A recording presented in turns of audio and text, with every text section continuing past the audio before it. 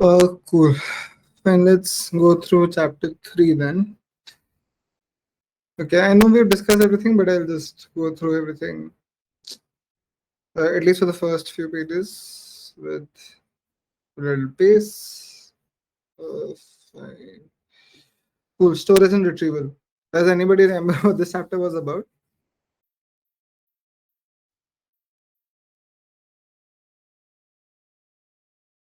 So the first chapter was about to give you basic reliability, right?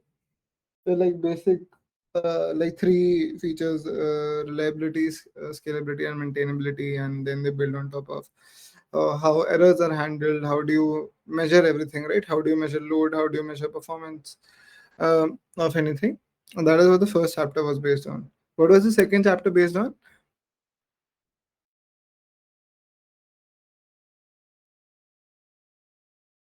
The different data models that we have. Right? SQL and NoSQL. Correct. SQL, NoSQL, and declarative versus imperative. And it also introduces to something called MapReduce, right? So, like those were the two main chapters, and this one we'll talk about how a lot of those things actually involve an index optimizer and all of those things. So we'll just go into detail of those things. So, okay, do not like this PDF here. Yeah, if you guys can see. Yeah, on the most fundamental level, a DB actually needs to do two things when you give it some data. First thing is it should store it. Second, it should actually give the data back to you, right? So you should be able to write and read the database. Chapter 2, we discussed data models and query languages. And we decided on SQL, NoSQL graph, right? So if you have one to many, what do you go for? If you have many to one, then what do you go for? If you have many to many, you know? So if you have one to many, what do you tend to go for, guys? Imperative. No, in terms of SQL, NoSQL.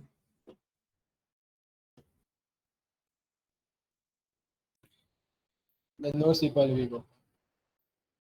But would that okay? And if you have many to one? Or is it the same thing? No, it's not the same thing. But if for one to many, we can use NoSQL because it's easy to store. I can always say many to one is same as one to many, right? I'm not defining what side is on the one side and what side is on the many side. Technically, they are both relations, right? So you need to define it in a particular context for one to many and many to one to actually make sense. So let's say the resume example which they gave, and that actually had multiple levels of this, right, education parameters, and those can be considered as many to one, right, because you have many entries there and you can just refer to them by one particular ID, and then you can actually go for something like a SQL database where, because you will actually need to create a join. But if you have one to many thing, yeah, can you give me an example where you will use one to many and it will make more sense? Yeah, I mean, one person can do multiple internships or multiple projects. So there we can use NoSQL like MongoDB or something to store in the form of document so that we can get easier queries and optimized. So good example. Yeah. Cool. And again, many to many is carried by GraphDB, right? Like most of the times there are obviously more nuances, but fine. Cool. Now, when you are actually an app developer, so there's a thing, right, between SQL and NoSQL. In SQL, the joining language is the joining framework is inside the database, and in NoSQL, it is outside, right? That is the main difference. That application code will contain a joining logic, or a database itself will contain the joining logic. But in the end, you will obviously need to make a join if your access pattern is same. So those are the basic things there. There's a big so now we are going to talk about storage engines. Let's actually deep dive here. Why should you as an application developer, care about how the database handles storage and retrieval internally. You're probably not going to implement your own storage engine from scratch, but you need to select a storage engine that is appropriate for your application. In order to tune a storage engine to perform well on your kind of workload, you need to have a rough idea of what the storage engine is doing under the hood. You remember there are optimizers inside the database, a lot of those things. So even choosing those optimizers will actually change depending on choosing the kind of storage engine you're going for. While so in every database you can actually store, you can actually use any custom storage engine. Fine. There's a big difference between storage engines that are optimized for transactional workloads versus analytics, right?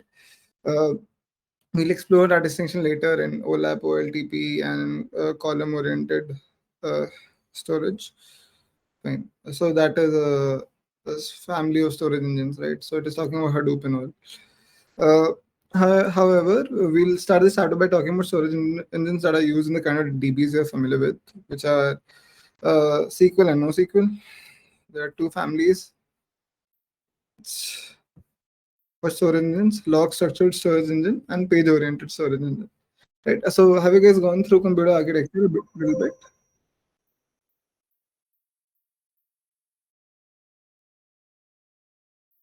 Yeah, I mean, little bit. It was like 2 or 3 semesters ago. So Okay. No. So I asked you guys last time, right?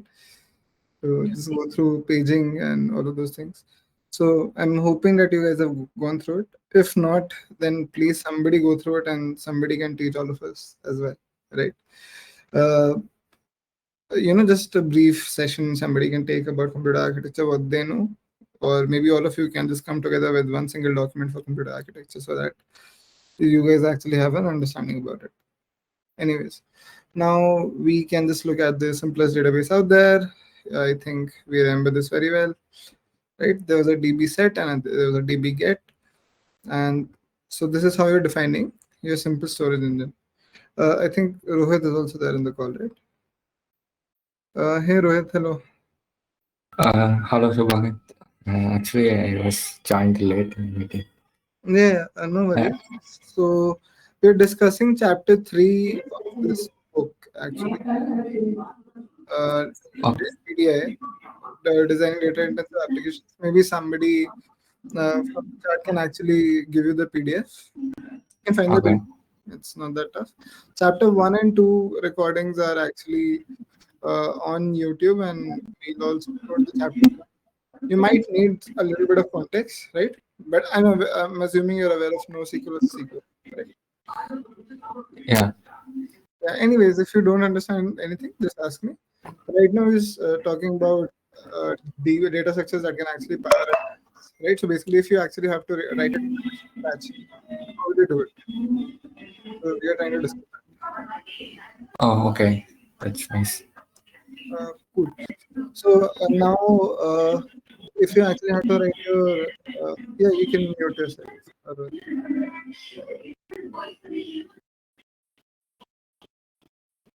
Cool. Yeah. So the first function is a setter function, and the other one is a getter function. Why? Because as we said earlier, DBs do two things. They fetch data for you, and they store data for you. DB set is nothing but an echo command of you entering these values into the database. If you want to do a get, right? What you can simply do is you can just write grep $1 database sed minus sorry. Here's some information. Yeah. I hate Siri. Yeah. So it's minus E and then the regex, which you're trying to find, right? And then we just go to the end. So basically, what this is doing is this is fetching this guy from this database from the very end. So again, these two functions implement a key value store. You can call DB set key value, which will store the key and value in the DB. The key and value can be anything you like, again, because it is nothing but like two values which are separate, delimited by a comma, right? So the key and value can be almost anything you like. The value could be a JSON document. You can then call db get key, which looks up the most recent value associated with that particular key and returns it. So same db set, you write it like this command, this command. So these are, you need to think of them like args, right? So $1, $2, you can just assume them to be like arguments. So basically the first guy, comma, the second guy is how it'll basically pass this. If you guys know how basic bash works, so like everything succeeding the function call will be like your first argument and a second argument. Fine. So again, you enter another key value store, then you do db get, right? And then you are able to get the most recent value associated with it. What we are doing inside this database, every single time we are trying to add a new value. So let's say if I call this db underscore set twice, right, for the same key, but I update the value. So it'll be appended to a file sequentially, right? But there is no updation happening. So it is nothing but like a basic log, right? We'll go to the logging part, but yeah. The underlying storage format is very simple, a text file where each line actually contains a key value pair separated by a comma, roughly like a CSV file, ignoring escape sequences. Every call to db set appends to the end of the file. So if you update a key several times, the old versions of the values are not overwritten. You need to look at the last occurrence of a key in a file to find the latest value, hence the tail minus n1. Again, so it is just saying the same thing again, right? And you can see if you try to set 42 with San Francisco attractions, Golden Gate Bridge, and then you again try San Francisco attractions exploratorium, so you will find both, right? And that is what this guy is trying to say. This database is nothing but a file, right? So this is the text file into which you are echoing these values. These are nothing but arguments which you will get from your bash command. Everything clear till now? Yeah. Yeah. You understand why it is similar to a log here?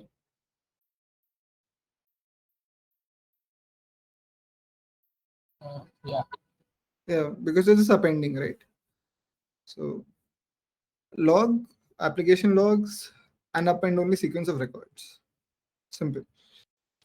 Fine. Similarly to what db underscore site does, many databases internally use a log, which is an append only data file. Real DBs actually have to deal with issues for concurrency control, reclaiming disk space so that the log does not grow forever. These are valid errors, right? And handling errors and partially written records. Asset properties your DB needs to follow if it is a SQL one. But still, like consistency is something which will require a DB to have unless you are working with information which is not that critical and you're okay with it being corrupted. Fine.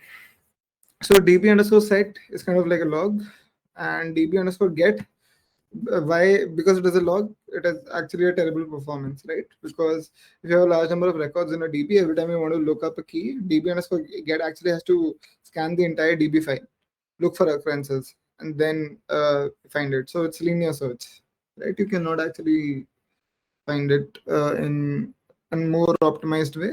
A worst case, right? Average case can be a little more better, but it again depends on the kind of data you're trying to enter.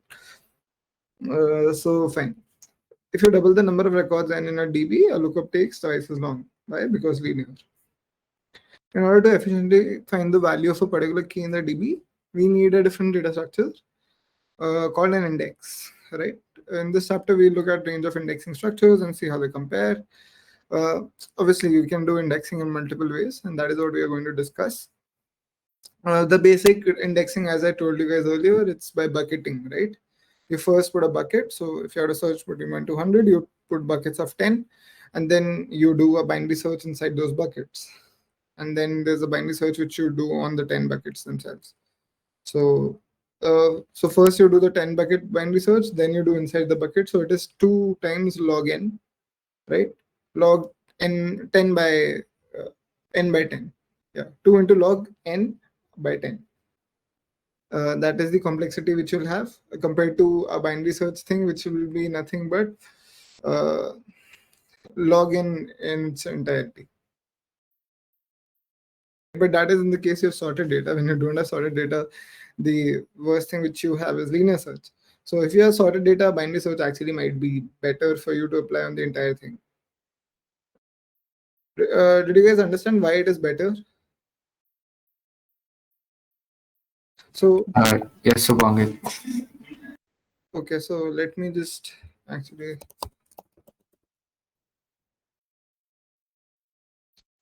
and so same thing, right?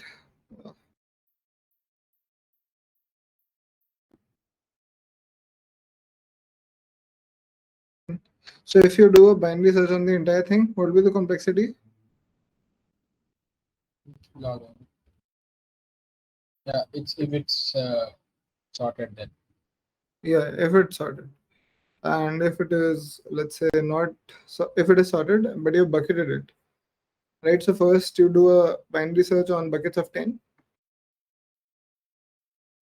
right? And then you basically do a binary search inside the bucket, correct? If I'm going to use bucketing and indexing. Yeah. Yes. So it'll be 2 times log of n by 10. I'm just proving why indexing can be worse sometimes if you sorted data.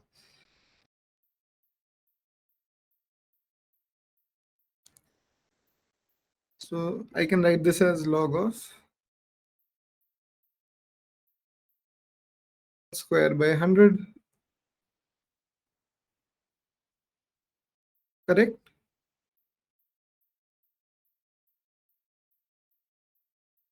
Yes or no, guys? Yes. Yeah. If n is greater than 100, then it means that your indexing was completely pointless, right? If n is greater than 100, then you will be again back to log of,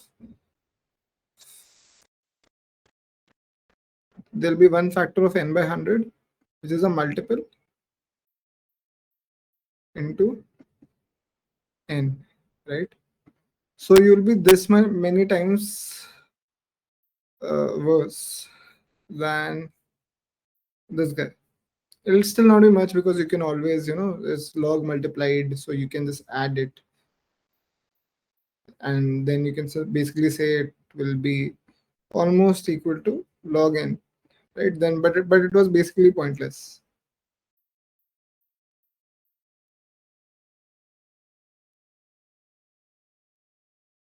Indexing if you have completely sorted data. So you tend to do indexing because obviously all of your data is never going to be sorted, right?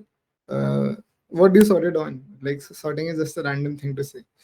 So until unless you're trying to search for things which are let's say just the names or just let's say certain values which you're trying to check and then just try to find in a time series block or something, then it's fine. Then you might not actually need to go for indexing and just do directly binary search, because indexing can also be suboptimal, right? It's not like an amazing thing which is just magic. It's always going to work. So you need to sometimes figure out when to do indexing or not. Anyways, so an index is an addition structure. Did you guys understand that part? Yes. An index, okay. An index is an additional structure that is derived from primary data.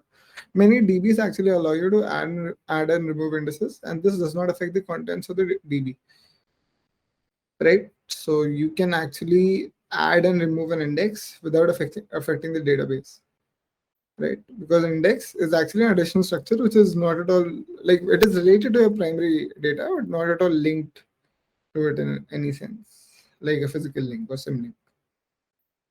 It only affects the performance of queries. Maintaining additional structures incurs overheads, especially on writes.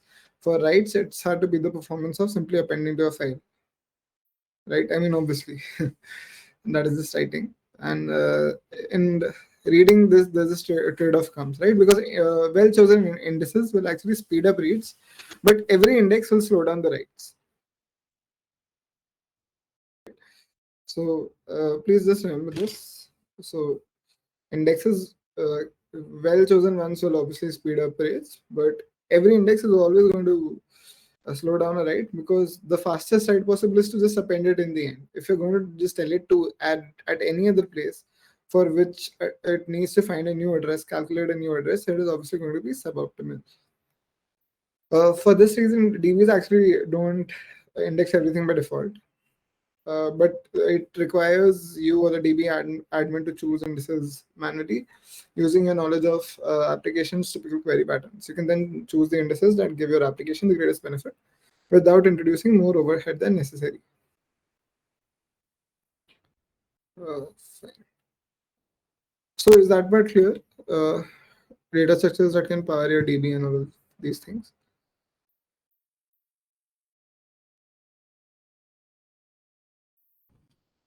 Yeah, clear. Fine. Let's talk about hash indices. So hash indices, like we'll basically, there's nothing but hash math, right?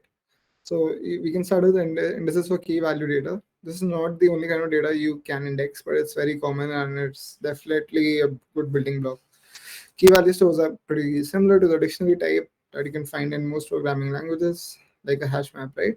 Python has dictionaries and Java and all of the C++. Java has hash map and C++ has unordered map or something, right? Hash maps are described in many algo textbooks, so we won't into we won't get into the detail of how they work, right? I mean, I think how they work. So they work by using a balancing tree internally, if you guys remember it. And for an unordered map, the average time is over, and obviously the worst case is still over.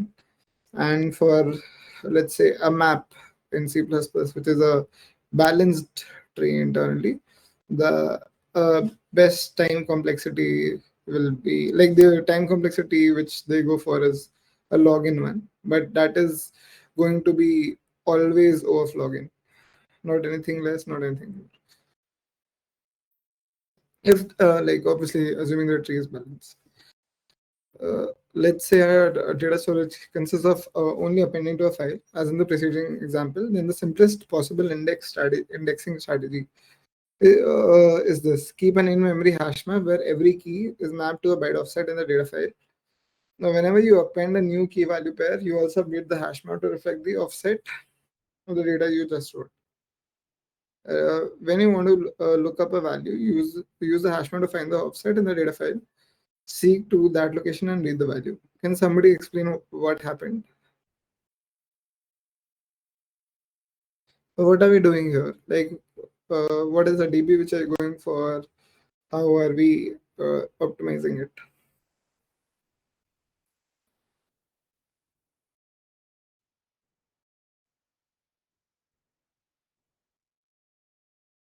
So like we set a offset value to each and every key of the data, and whenever we want to insert or update the data, Mm-hmm. then we can just change the offset value of that newer one or the updated one, so that it Correct. can be efficiently stored. Correct. So assume you were using like the most basic hash map, which takes an average of 4 of 1. What is the time by which your writes have decreased? So now writes are obviously more costly, right?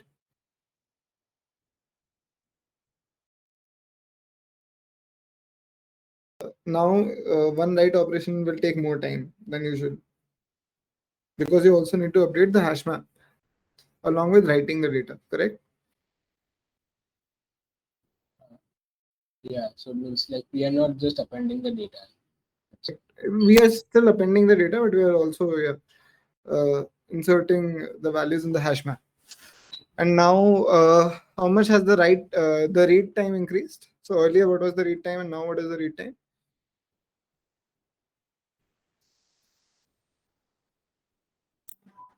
It became log 1 from login. it become O1, right? Yeah, sorry. O of 1. O of n. I was like log 1 is 0. You are basically Yeah. Actually, I was trying to say O of n, but yeah. it got missed with log. No worries, no worries. Yeah.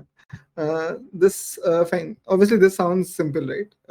But it is a viable approach. You have a log structured file on a disk, and then this is how you define your indexing structure and your database. Okay, now I actually want to make a better database, right? Okay, first let's talk about how they were productionized. So this is essentially what Bitcask, there was a storage engine earlier, right? So this is what it does, and it offers high performance reads and writes, subject to the requirement that all keys fit in the available RAM, right? Because if all of your keys are available in the RAM, then your hash map is constantly in memory, right? Obviously, there are drawbacks because then your RAM is always consumed by bogus things. Uh, and so, yeah, that is why you tend to not go for it or like use the modified version. Because your time will decrease, right? If I shift this map to a disk, so first thing it needs to do is that it first needs to go and fetch from the disk, and reading a disk read operation is a very heavy operation.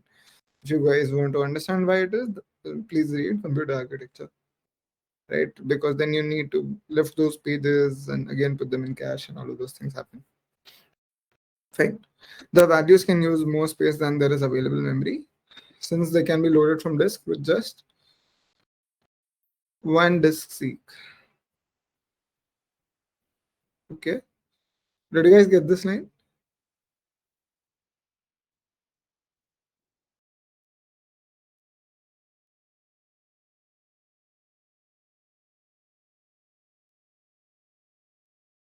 Yeah, I mean the last line on the other page. If that part of the data file is already in the file system cache, read doesn't require any disk file at all. So Also, we yeah, are storing the any write or read operation in the cache. we are storing not the values in the cache, right? So the only thing which you need to our log structured file is on disk. So all of our values are obviously on disk. Okay. And you have a byte offset, and because of the byte offset, you can actually do a disk seek very fast. It will still be slower than if your data was in the memory itself, right? But what it is trying to say is that values can actually use more space in this kind of architecture setup, but keys cannot. It is just talking about this architecture. Okay. Yeah. If the part of the data file is already in the file system cache, a read does not require any disk IO at all, right? A storage engine like Bitcask is well suited to situations where the value of each key is updated frequently. For example, the key might be the URL of a cat video, and the value might be the number of times it has been played, incremented every time someone hits the play button. So, in this kind of workload,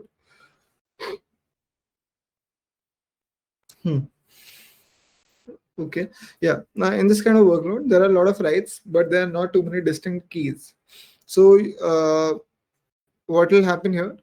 That your keys are actually small enough to be fed into memory. So that is why you go ahead with the bitcast structure, because you have a large number of writes per key, but it is feasible to keep all keys in memory. Is this like uh, fine? This example, why can bitcast be used where there are a lot of writes where the number of keys are limited?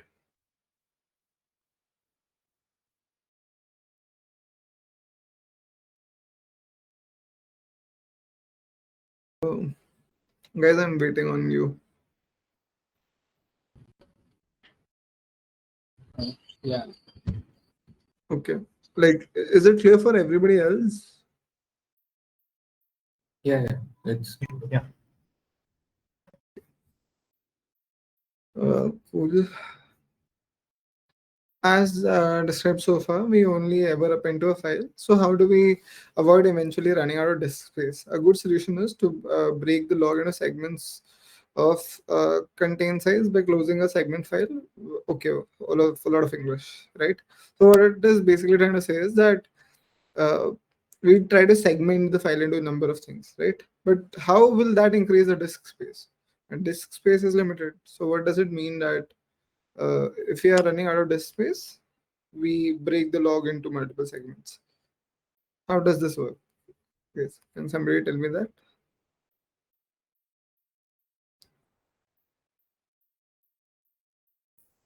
Maybe I think it is saying about the grouping of the data, right, into segments, and that way we'll be able to fetch it properly or store it properly rather than using more space. No, but no, you're thinking about reducing the data, right, by compaction or something, right? Which is a fair way to think about it. But I'm saying, let's say if compaction is not there, then the amount of data is not going to get reduced, right? Yeah, right. But we still might run out of disk space. Why?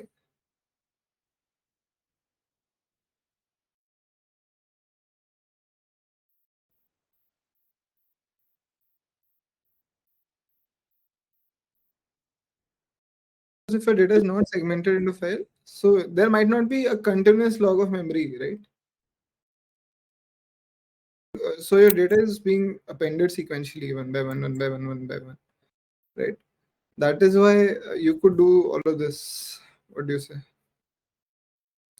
There's a byte and a byte offset, 0, 10, 20, 30, 50. Like all of these are nothing but memory locations. So if I have everything, all of my file in one place, then it is going to be fine, right? But I might actually not have that amount of continuous memory free, right? I still might have it in fragments. And that is what it is trying to talk about, compaction, right? So like a good solution is to break the log into segments of a certain size by closing a segment file when it reaches a certain size and make subsequent writes to a new segment file, right? And we can then perform compaction on these segments as illustrated. Compaction means throwing away duplicate keys in the log and keeping only the most recent update for each key. So by breaking or segmenting your log file, you have avoided the continuous memory being like 1 GB of continuous memory to be free. That is still might be not be possible, right? So you just avoided that, and you reduce the size a bit by compaction, by deleting the duplicate keys. Is that fine? Yeah. Yeah. Yeah. Moreover, since compaction often makes segments much smaller, we can also merge several segments together at the same time as performing the compaction, as shown in figure 3.3. Right, let me show you guys figure 3.3. So it is basically saying that if I did compaction here and I did compaction here, I can merge them together, right? Because you can do compaction merging on two sets of logs instead of one, or you can do one individually here, one individually here, and then combine them. Fine. They're never modified after the Shubhankar, yeah. can you please explain like how this merging happened in both the files? Sure. And let's go through it in a bit more detail, right? So it says, moreover, since compaction often makes segments much smaller, right? Assuming that a key is overwritten on several times on an average within one segment, we can merge several segments together at the same time. Because you can obviously merge because your size is not, let's say, 8 bytes, right? If you're going for 8 bytes of data or something, as one segment length. Here it is, let's say 12 bytes. I'm assuming one small key value pair is 1 byte, right? So obviously your compacted segment is 3 bytes only compared to the 12. And you can actually keep a segment of a 12 byte, right? So you decide what you decide to do here. Right now there is obviously no merging involved. But then you again did in a similar kind of data file segment, which is here. So you basically did compaction and merging here. You did compaction and merging here also. And then you did a compaction merging thing again for the third time. And then you merged them. because you realize the products, the results out of the data, the results out of compaction after data file segment 1, and if the result of the compaction after data file segment 2, if their addition of sizes is still less than log size, you can merge them together and apply compaction again. So you're applying compaction 3 times, merging 1 time.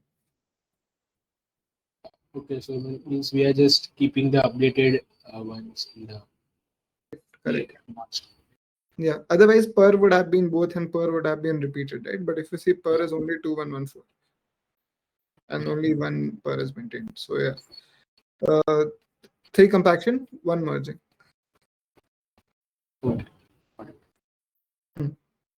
So segments, one great thing about segments was, if you guys remember, they're never modified after they've been written, right? So the merge segment is written to a new file. And the merging and compaction of frozen segments can be done in a background thread. And while it is going on, we can still continue to serve read and write requests using the old segment files. After the merging process is complete, we switch read requests to the new merge segment instead of old segments. How do we do that?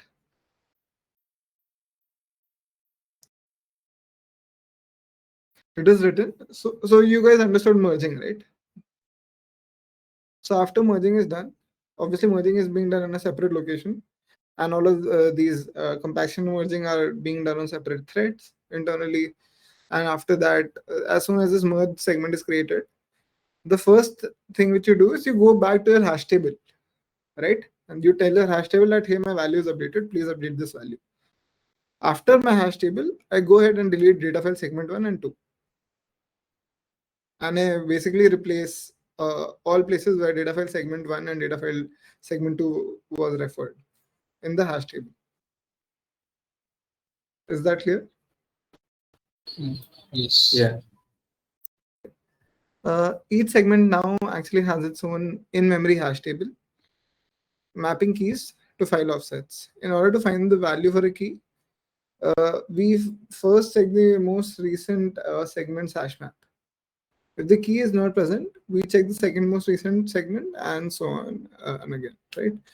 So every segment will have its own in-memory hash table, mapping keys to file offsets, right? So every segment will have our own key value store.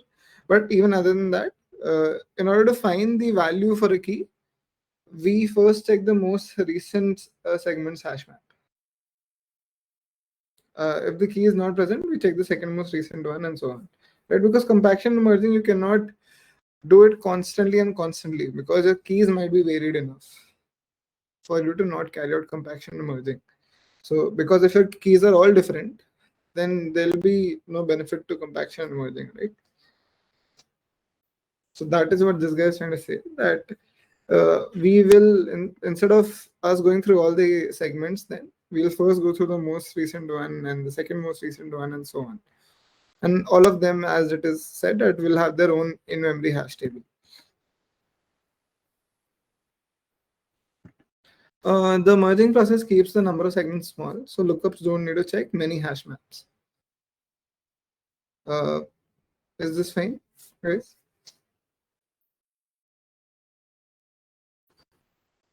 Yes. Instead of basically in memory, right? Here we had just one central hash table, right? Now we will have multiple mini hash tables, which are equal to the number of the segments after compaction and merging. And then obviously all of those will just know data about their own segment, because again, byte offset works like that. And yeah, and because the number of segments are small, so we will actually will not be going for a lot of hash maps because of merging. So lots of detail actually goes into making the simple idea work in practice. Obviously, there are a lot of issues. First thing is file format. CSV is not the best format for a log. It's faster and simpler to use a binary format that first encodes the length of a string in bytes, followed by the raw string without need for escaping. Right, because escape sequences are a bit hacky. What it is trying to say is that you can just tell the length of string, then the string, so that your cursor can directly go to that part instead of you putting a comma or a semicolon, right? And if that semicolon is not a part of your actual semicolon, but it is a part of the string, then you put a backslash before it. So this is what it is trying to say. Do you guys understand this? The same Huffman encoding stuff which I was trying to tell you, right? So what again this guy is trying to say is that let's say you have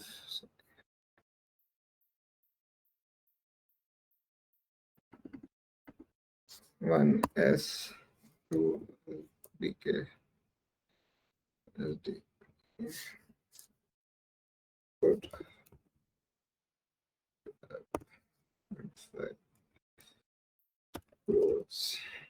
Right. So there is no escape sequence required here compared to, let's say, one to this. Let's say semicolon is my deal, or let's say comma only, right? If comma is my part of the string or not, how do I know? I do this, right? I put a backslash, and then I try to put it in single quotes, and then I say that okay, now this is my actual comma or not. Then it again becomes tough, right? Because now you will say that okay, I now need to see whether my instead of just finding the comma directly, I need to find all commas, and I need to see which of them are actually preceded by this guy, an escape sequence. But then I can always say that what if my this backslash is also actually a part of my string, right? Then how do you escape an escape character is the question. So in languages you can do that, because in languages certain characters might not mean anything, right? Like the backlag is not used anywhere else in, let's say, Java, right? So that is how you can use the backlash. But in strings, in just a text file, everything is accepted inside, right? So until unless I actually have the context from a consumption standpoint, I will never know how to parse this file. Do you guys get what I'm trying to say? Yeah. Yeah. Cool. So that is why like file format is actually a very important thing which you need to think about whenever you try to implement a log structure internally. Then you can actually think of deleting records. So if you want to delete a key and its associated value, you actually append a special deletion record to the file, sometimes called a tombstone.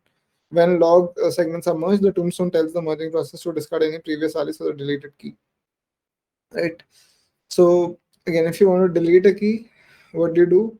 You add a special deletion record to the file, tombstone, and then again, whenever you're doing compaction and merging and all of those things on the background thread, it basically says that okay, now I've got a tombstone. I can just now make sure that the merging process will discard any files. How do I do that? I do that because whenever I'm trying to search a new thing, it'll go from most recent to a second most recent and so on, right? So let's say I found the tombstone in second most recent. So I can obviously remove all the values in this third most recent, fourth most recent, and so on. Right? And my most recent will still stay in place, but all the older values were deprecated by using the tombstone. Is that fine? Yeah. Oh, fine. The last thing is crash recovery. So if DB restarted, the in-memory hash maps are lost. In principle, you can restore each segment's hash map by reading the entire segment file from beginning to end and noting the offset of the most recent value for every key as you go along. However, that might take a long time if the segment files are large, which would actually make your server restarts painful. Oh, sorry guys, I'm a bit sleepy. Bitcast actually speeds up recovery by storing a snapshot of each segment's hash map on disk, which can actually be loaded into memory very quickly, right? So what you basically did was that you took a snapshot of all the hash maps and stored it into disk, let's say after every 10 minutes. And then it basically makes things easy whenever there's a crash. Now we can talk about partially written records. You The DB might crash when you're halfway through while appending a record to the log, right? Then your bitcask files can include checksums, allow such corrupted parts of the log to be detected and ignored, right? What it is basically trying to say is that there are checksums, right? So how do you implement a checksum? Again, a bit complicated, but so right now, how are we accessing this? We are accessing this guy through these commands, right? Almost like these. Like obviously there'll be certain commands, something like these. So whenever I'm entering these, so it should be one thing should be very simple, right? That the sum of values, like let's say the number of keys which I'm trying to enter here, or the key value pair I'm trying to enter here, right? That should be equal to the thing which is stored in the database. So checksum is nothing but that. So checksum is whatever goes in comes out. So you are able to check certain things by actually adding the number of bytes of it or something like that. So that is one way by which you can just check whether your write is consistent or not. And if not, you can just try ask the user that rewrite this key, please, or something like that. Again, as described so far. Okay, sorry.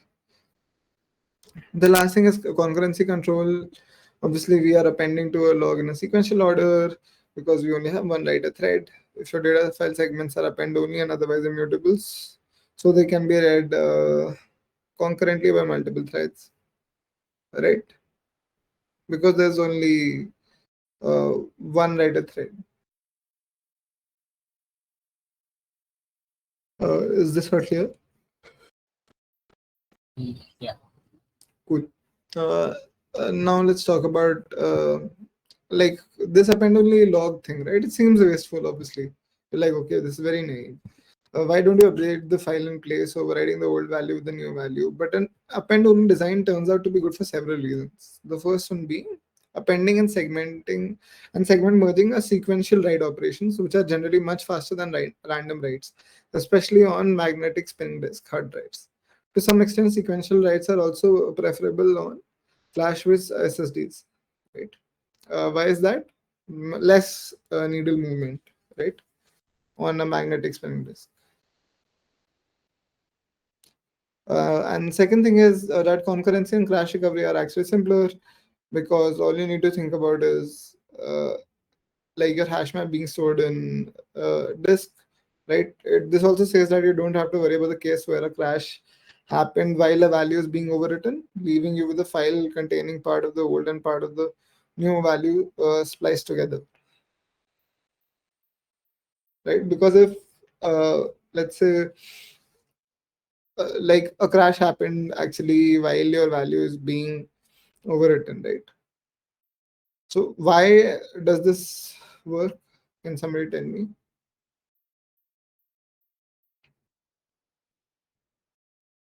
What is this guy trying to say? If you guys wait for 2 seconds, otherwise I'll only tell.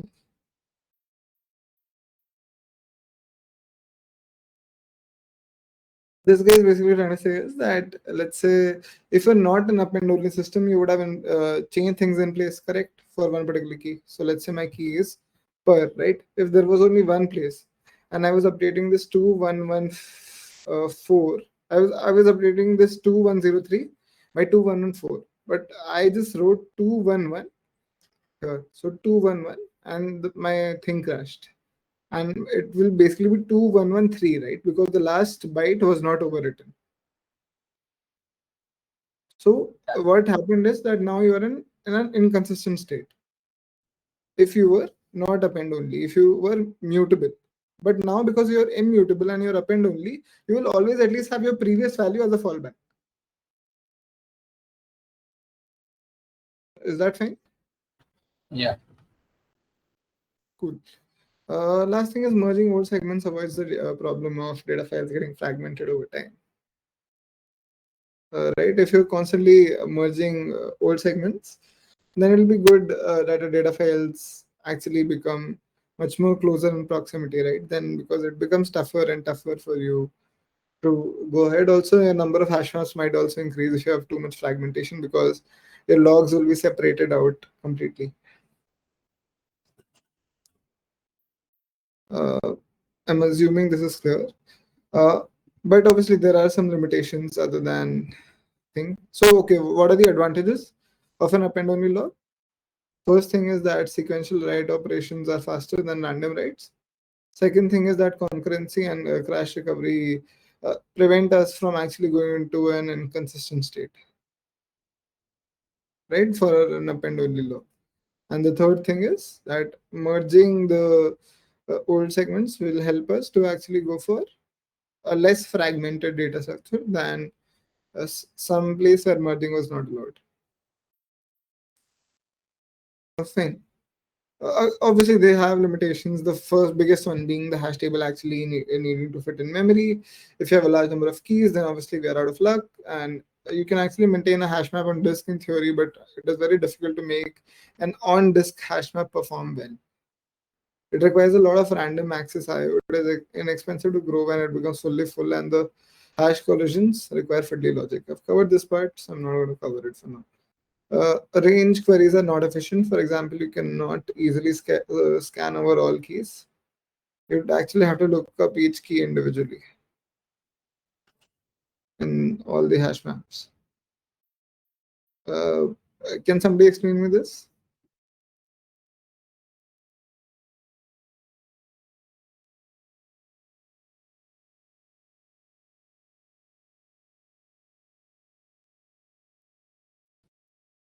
Yeah, it's that we are storing sequentially, so that's the reason why these queries are not that much That's efficient. the reason why. These queries are not efficient. Like if we want to query some particular keys value, so we need to, I think, scan from the start. But I have a hash map, right?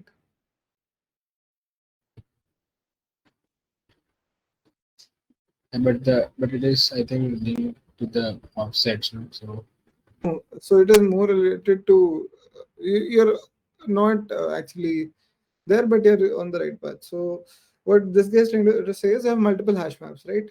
First of all, we need to find data inside every segment, right? There is no inter segment thing which you know, correct? yeah, If I had to find values between this till this number, uh, I will actually need to go through all segments and go through the hash map of each segment and then look at the keys individually, right? And that is what it is trying to say. If it was completely sequential and everything was in one place, then it was fine, right? Then it would have been great. Because if I was sorting the keys, this could be sorted. But I'm not sorting the keys at all. There is no sorting logic. It's just append only depending on what came first and what came later. Okay, so until this your key values are sorted by some logic, your range queries can never be efficient. Cool. And now we can look at an indexing structure which does not have all of these limitations. What limitations? Hash table must fit in memory, and we actually want to optimize our range queries.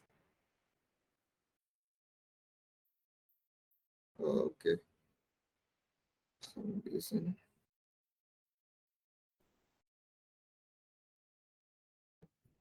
Okay, we have our best friends, SS tables and LSM trees. Okay, guys.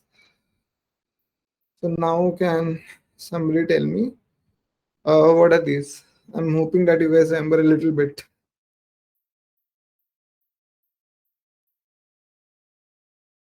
We can go into detail, but I just want somebody to reiterate on this.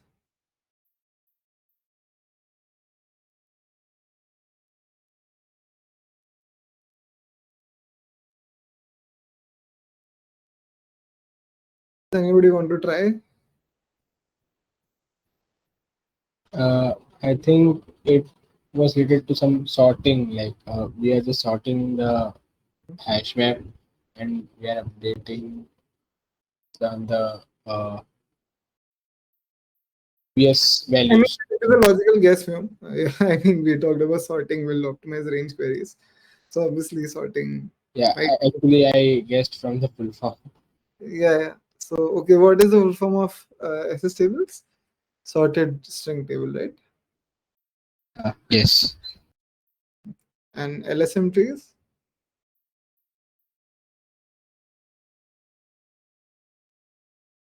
No worries, guys. So I'm asking all of this, right? Because the point is not for you guys to just go through all of this and then just forget.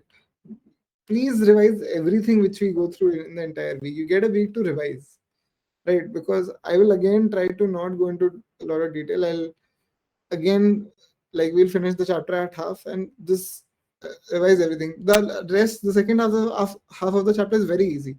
There is no technical complexity and it is just talking about technologies. It's very easy, right? It's about fuzzy service and all of those things. So okay, let's go about the trees in detail.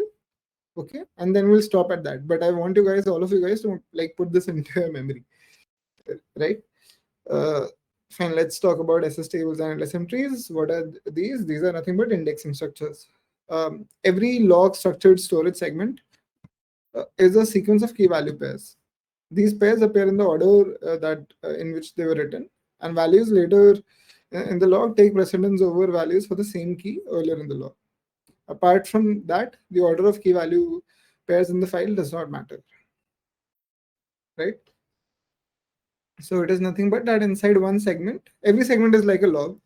Everything is written sequentially, and whichever one was basically written the last, that takes precedence, right? So basically, it is trying to say that you read the segment from the end, not the start, right? Now we need to do a simple change to the format of a segment files. We require the sequence of key value pairs to be sorted by key, which you're talking about, right? So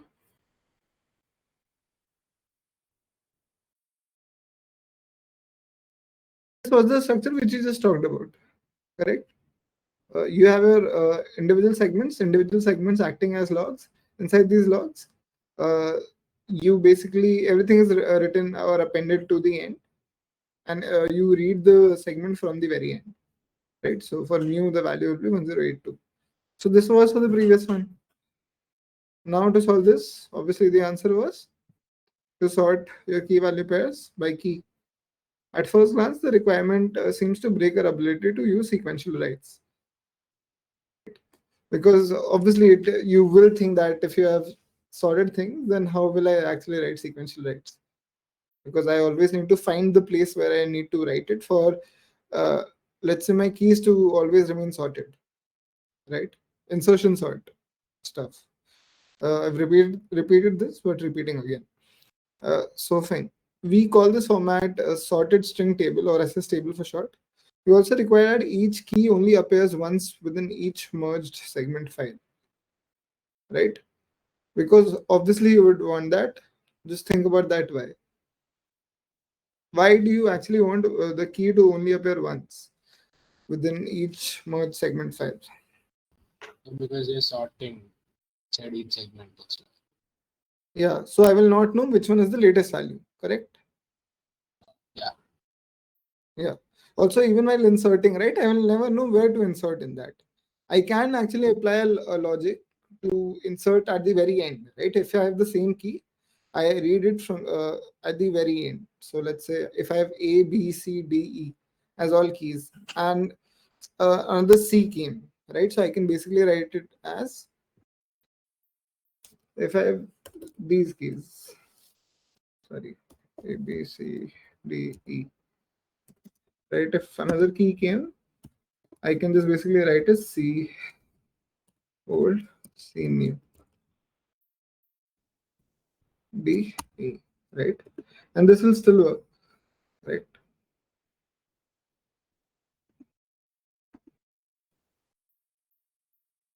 And I can actually implement a writing logic. Every single time I want to read this, I will try to find the lower bound of C. Or basically, if I want to fetch, I'll just find the upper bound of C, right? And this will give me the latest value.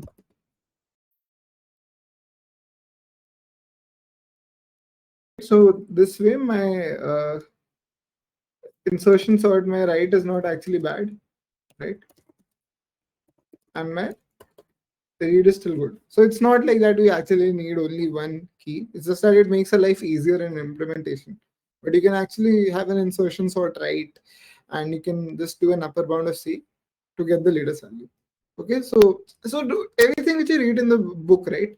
So do not think that it is hard and fast. You can always find a solution for it. Like not always, like, but you can think about separate solutions which you've already read. For so yeah. Is that part clear, guys? Did you guys understand that? Like we are going for one key, right? We require that each key only appears once within each merge segment file, right? Because the compaction ensures that.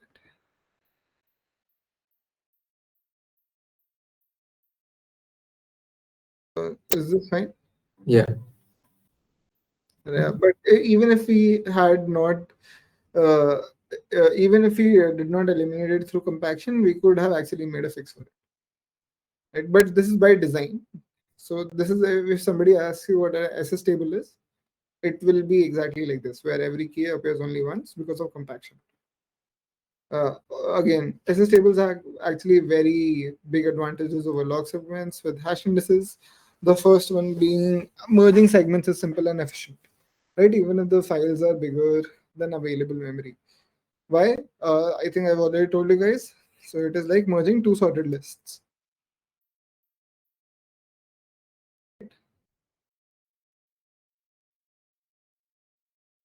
Do you guys remember?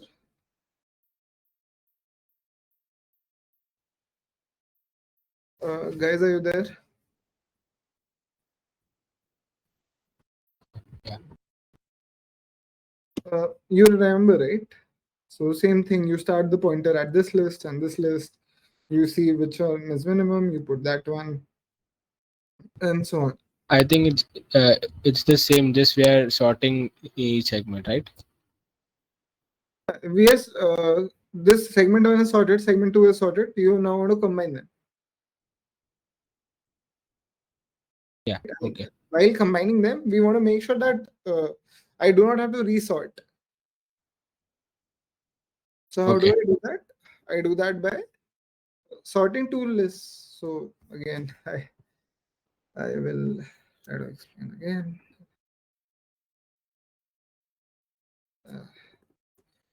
Nine, so 1, 2,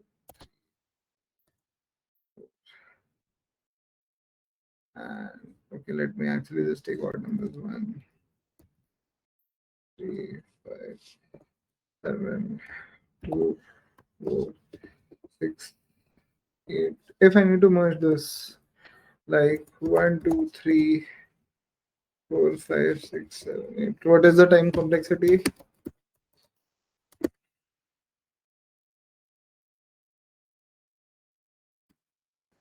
Less size n1, less size as n2. Do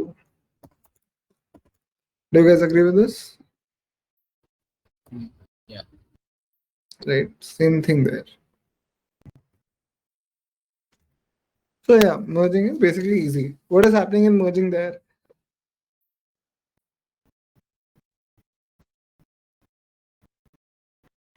What is happening in merging for a previous log structured file index? Yeah. There, I think we have to go through all the files till the end. So the complexity was big of n, I guess. No, yeah, correct, but it's still big of a big O of n, right? Yeah, but there were the problems like if there is some crash happened in the middle. No, no. So just think about merging right now, okay? Just think about merging. So let's say if I had to merge this file and this file. Yeah. Duplicacy, I think was the one. Yeah, but duplicacy will already be removed by compaction. Right? Yeah. Duplicacy is removed by one level of compaction. So what you will basically have is that you will have two segments. So let's say you have 1, 2, 3. Another thing is that you might have, again, this does not need to be sorted, but I'm saying 3, 2, 4. Right now there is no grouping logic which you can apply, right? Or the best thing which you can do is for merge, you can see, okay, that for every element, how many same elements are here. Or let's say if I start reading from the latest segment, okay, I have two segments which I want to merge. I can write a logic that, okay, I go through this list, the second list from the back. If I go from 4, then I go back, right? And then I can actually have a vector of, let's say, elements. Then I can say that if elements dot seen already key, right? Sorry guys, key in last segment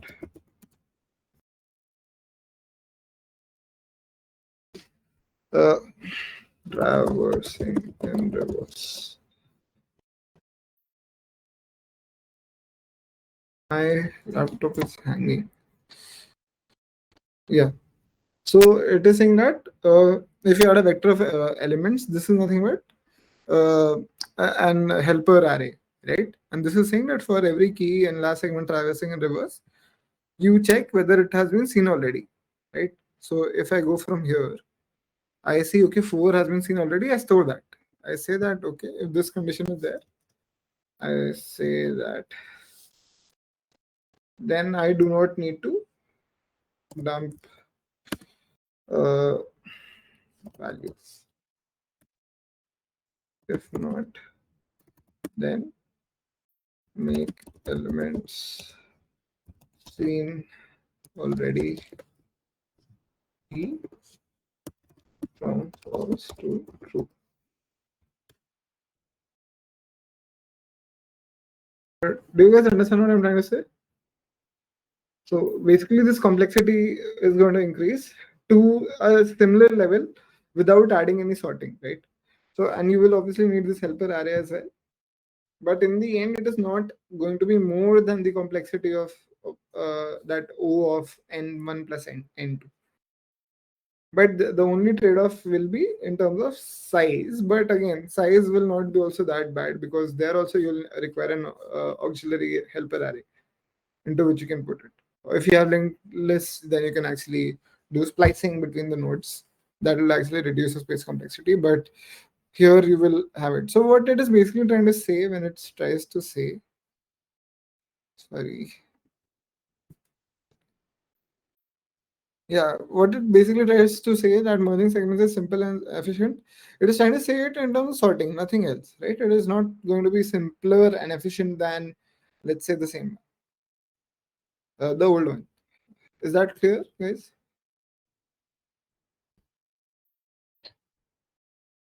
Yeah.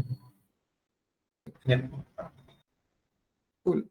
What if the same key actually appears in several input segments? Remember that each segment contains all the value written to DB during some period of time. This means that all values in one input segment must be more recent than all values in another segment. When multiple segments contain the same key, we can keep the key from the most recent segment and discard the values in the older segments. Right? So per segment, only one key can be there. When you do compaction and merging, you remove the previous ones.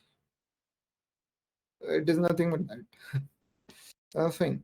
In order to find a particular key in the file, you actually are no longer required to keep an index, which was the biggest problem, right? Because there were a lot of separate kind of keys. You actually had to keep it in the in-memory hash map. So what you do is, say you're looking for a key handiwork, and you do not know the exact offset of the key in the segment file. However, you do know the offset for the keys handback and handsome. Because of sorting, you know handiwork must be between these two, right? So you have offsets, you have keys, you know that they'll be inside this block, or this block.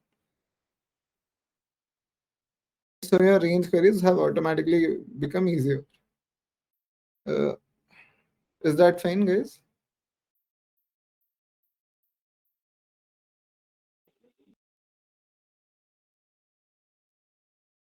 Okay, can somebody help me in understanding how better is it for, let's say, this guy? How better it is than the previous structure in terms of time complexity?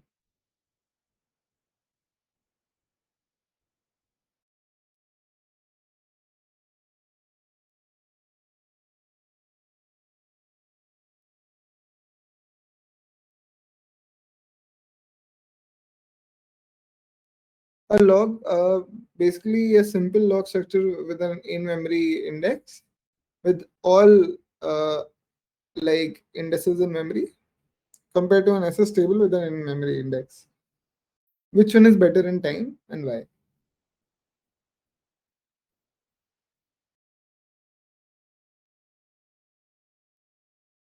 Guys, somebody needs to speak.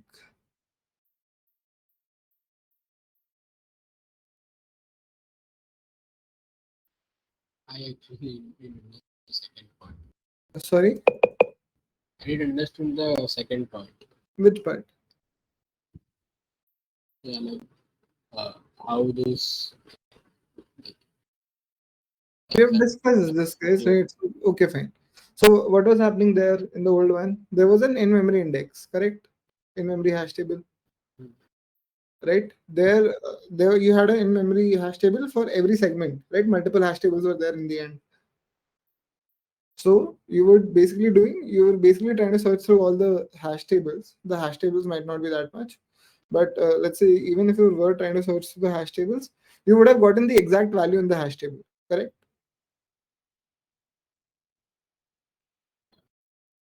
So, like the previous one?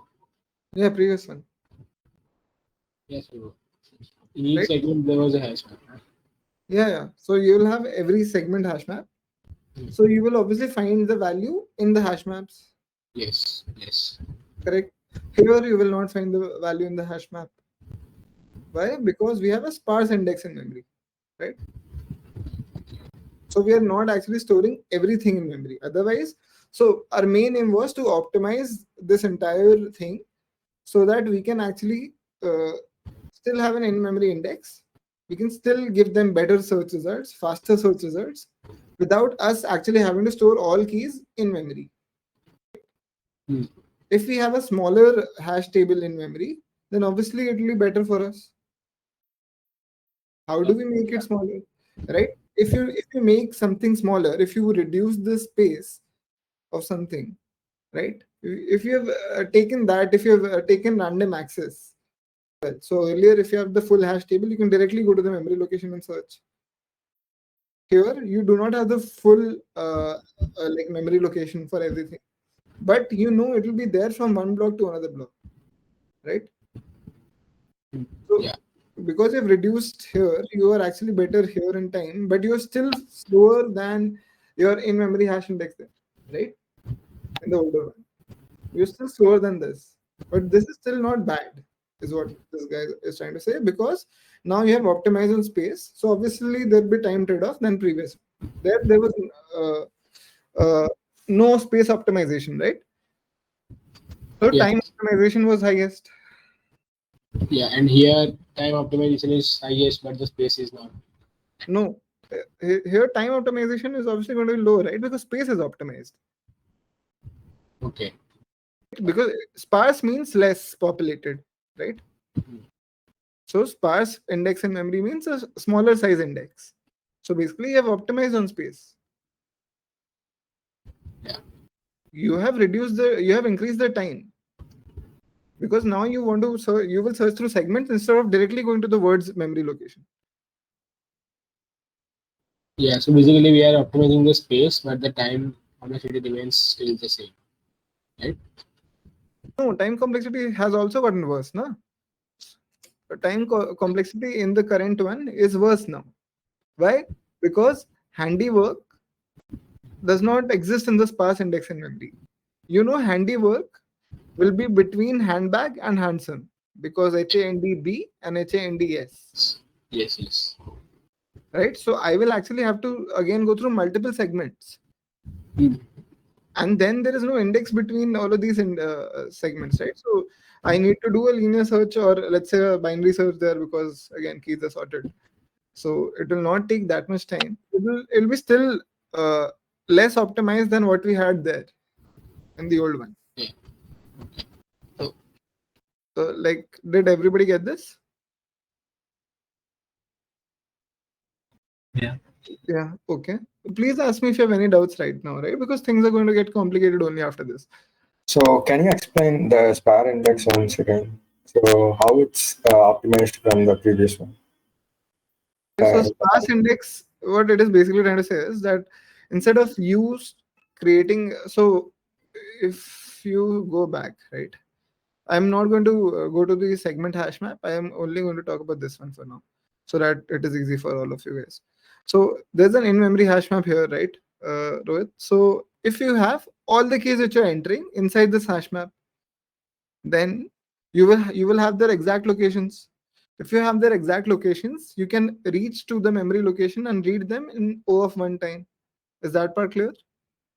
Yeah, it's clear. Yeah. In Yeah. in the sparse one, what I actually do is I say that instead of me putting every value inside this, I will put every third value inside this. Okay. Okay. So let's say I am inserting things into the hash table, right? Every single time I'm trying to make a write.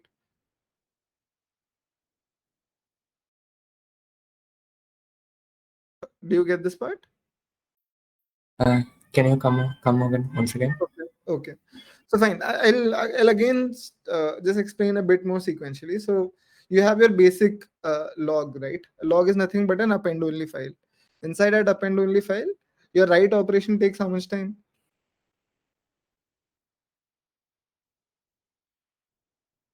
Do you know what a log is?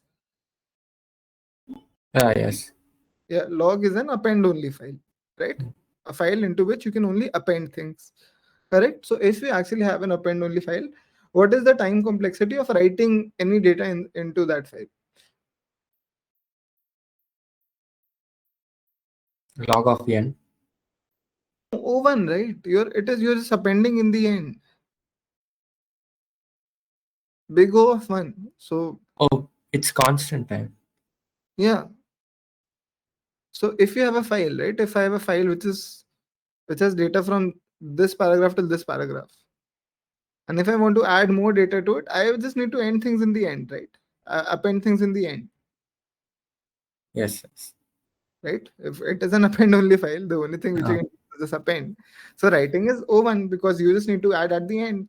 How do you know where the end is? There's an end of file, right? There's a file pointer and end of file address which you know, and then you can directly go to it in O of one time. Okay, but there the read is very tough, right? So let's say if I want to search a particular word inside this entire paragraph, I have to go word by word, right? I can go either from the bottom or from the starting, but I still need to go word by word, correct? Is that clear? Yeah, it's clear. Yeah, and how much time will that take? Constant time. No, I'm talking about reading. So, okay. Closer to n values. Yeah, correct. Absolutely correct, right? It'll be linear. So I'll go through every word. So it'll be O of n. N is the number of words in a paragraph. Is that clear, Rohit? That's clear. Okay. So that is the very basic thing. So why are we focusing on that? Every database, what it needs to do is two things: read and write. Correct? It needs to store a value, and you must be able to read those values from it. So one way to design a database is through a log file, right? Where I can just have an append only file where I write in constant time and I read in linear time. Everything is clear till now? Yeah, it's clear. Okay. Now, what is the better version of this? If I actually wanted to optimize it, I how do you optimize anything? So there's one basic rule in computer science that if you're actually going for a write and read trade-off, if you're going to slow down your write, your read can improve, right? So basically, what I'm trying to say is, let's say you guys are aware of are you aware of dynamic programming? Yes. Yeah, there you form a DP table, right? Or you use memoization or a tabulation format, right? You have a pre-processed table, right? Hmm. So your write has actually become worse, but your read is easy now because of the pre-processing which you have done.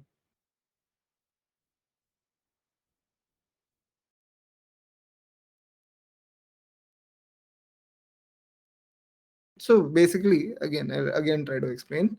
So you have a simple log. Now I want to go better than the log. I do some pre-processing for it, right? Pre-processing usually requires some sort of data structure, right? Yes. Right? That data structure will obviously take some space, but it is help us to give a faster query, right? So you know what the two sum problem, where the sum of two numbers equals to a target. I'm talking completely in lead code terms for you guys. Yeah. Right? A very simple problem. And there, what you do, the best solution is through a hash map, right? You try to see whether that value is there or not in the hash map. If it is there in the hash map, then you just return the sum. If it is not there, you just append to the hash map. But basically, you use more space to optimize your time. And that is the read write trade off. Every single time you actually want to optimize on your read time, you will worsen your write time and vice versa. After the log thing, so they came up with something called indices, which is nothing but hash map, right? So one way to actually store the hash maps is everything, just store every key value pair in memory, right? Uh, Rohit, what we are trying to do here is assume your database to be like a SQL database, right? Where your SQL database has one column called ID, which is the key, and another column called value, which is anything which you want it to be. Okay. Yes. Okay. So everything clear till now? Yeah, it's clear. Okay, fine. So now what this guy is trying to say is that if I use the same append only log file. Okay. I put a key and a value inside this. So this is my key, this is my value, and again this is my key again 42. This is my value, and again this is my value again. So what this guy is basically trying to say is that every single time I have a key value pair, I will just append it in the end. But what happens after that is that I have maintained an in-memory hash map, because every single time I'm trying to write it in the log file, I am doing an append only operation, right? But I'm also updating the hash map. So now my write is not optimal as before. Do you understand this hash map part, Rohit? Yeah, I understand. Can you tell So, me? is there any collision issues in that map? Sorry, Is there any collision kind of issues when we are trying to do it in indices values? I did not get you. Actually, Rohit, can you just please elaborate? I'm unable to understand what you're trying to say.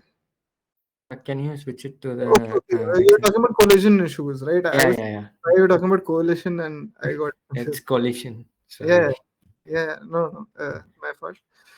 Fine. So collision issues will be there, right? But like in any DB, if you are actually overwriting data, it should just rewrite this data, right? But this is append only structure. Your database So, is append only, right? This is so how here there is no collision issues on the. no, no. We'll get there, right? First, let's think about the database. Okay, So, okay. right, these commands, I think this happened before you were here, right? So this is how we have defined the world's simplest database. It has two bash functions. A database here is nothing but a text file. Okay, Mm. right? You're aware of the echo command? Uh, I didn't. So what this guy is basically trying to do is this guy. So let's say if I write db underscore set this key and this value, right? What it will basically do is it will insert this key value pair inside the text file, Okay. right?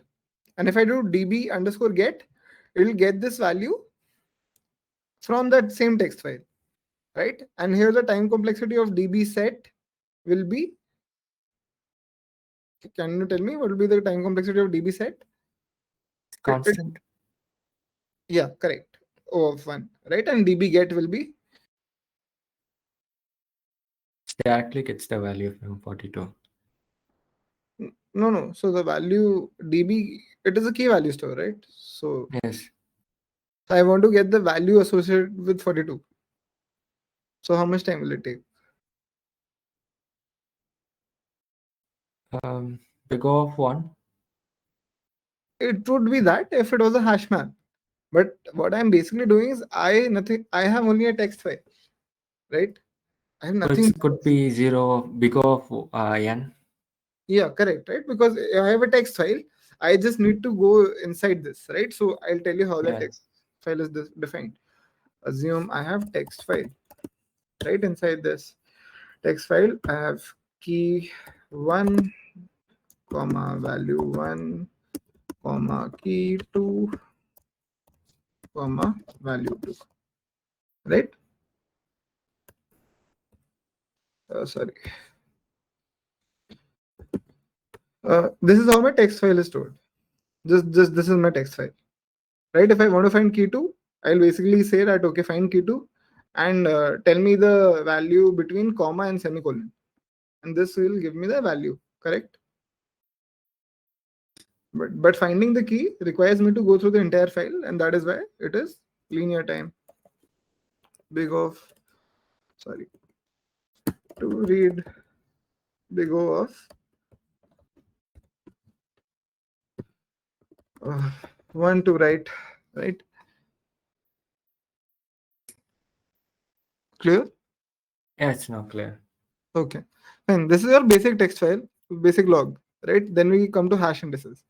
Hash indices, what I do is that I say I still have the text file, right? Yes.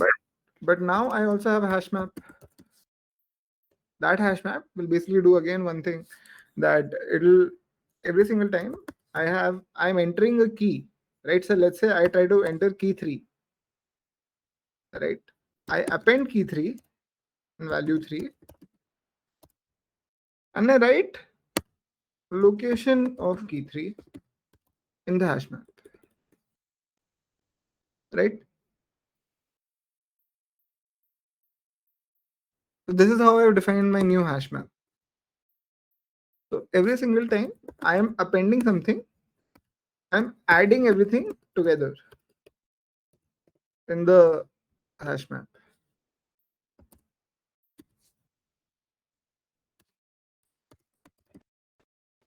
Is this clear?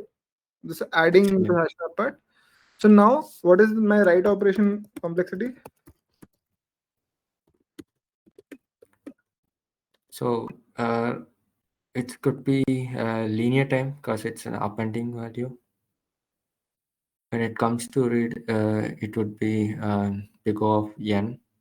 So we have to go through all the elements, right? No, both are wrong, in fact. So just think about it, right? So every single time, you still have the append only text file.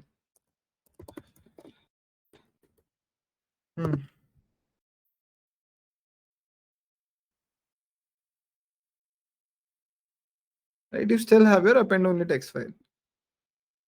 Every single time I'm trying to write anything inside this file, I'm also updating the hash map, right? Yes. Now my write operation will take how much time? Earlier, how much time did it take when there was no hash map?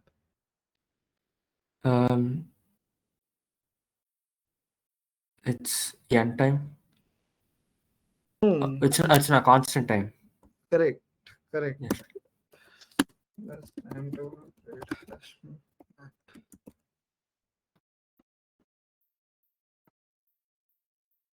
Now it'll take O1 time, which is constant time, plus time to update hash map.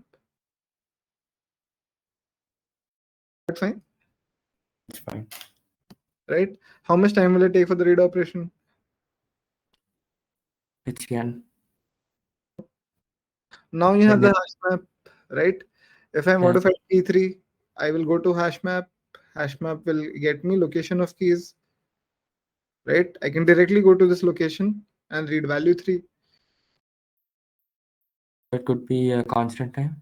correct? So it'll be time to get value, get location of key 3 from hash map plus O1,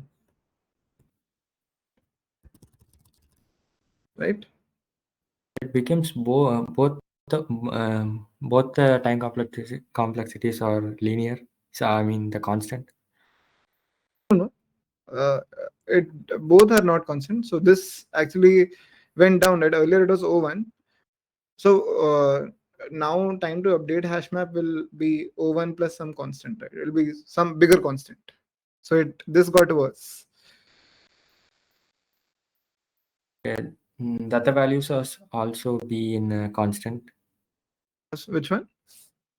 The hash map value. Yeah, I did not get what you're trying to say. You're saying like while writing the hash map value, or So the updating hash map value. obviously, right? So if you have a hash map or which language do you use? I use Python. Yeah, if you update a key if you update a key in a dictionary, or if you, let's say, add a key. Okay, let's talk about adding a key. It is O1 time, right?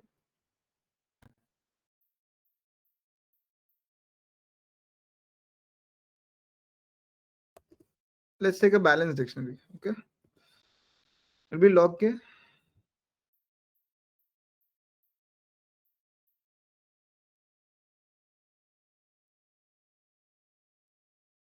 Are you there, Rohit?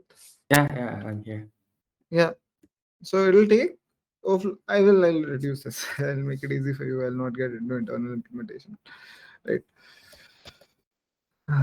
Yeah. So it'll be O1 plus O1, right? This will also be Yes. O1 plus O1, correct? So more or Yeah. less, it'll be. So earlier read operation was ON, right? Yes. Now it is close to O1, right? A little more than O1. Same for write operation. Write operation was earlier O1, but now it is a little more than O1. So basically, my write is worse than before, but read is way better. Correct? Yeah. Okay. Now came the SS table part. Inside SS table, we were talking about this guy, sparse index and memory, right? Yeah. So now here we have a hash map for everything. But instead of now the problem with this hash map was we have to store all keys of the hash map in memory, correct? Yes. And that might not be possible if your number of keys is huge. You cannot keep everything into RAM, right? Yes. So what do? You try to store less keys in hash. Yes. Yes.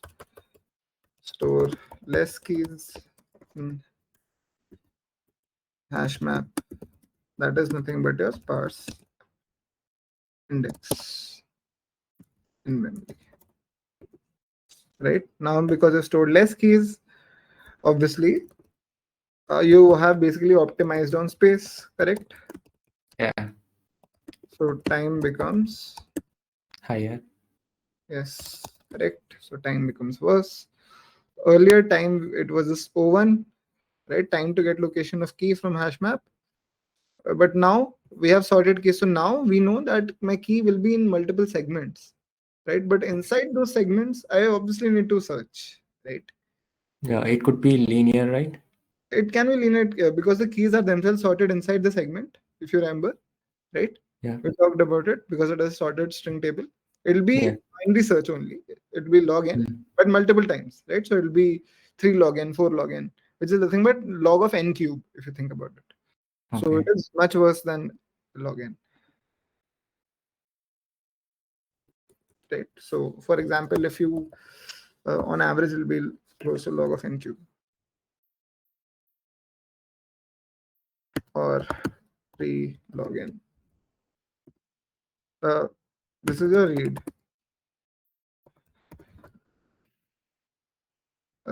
Right? Is this fine? Yeah, it's fine. Cool. Anybody else? Any doubt?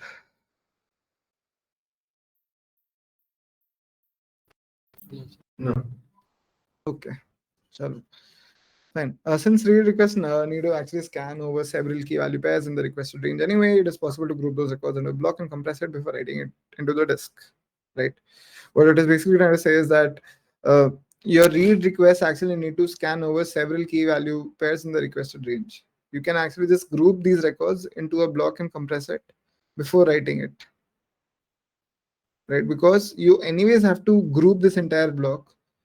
Because why can you group this entire block and compress it? Because there is only there are not multiple values associated with this block, right? So what is happening here is in your sparse index in memory, if you had all keys, you might actually point to a location which is not accessible. But if I compress this, okay, uh,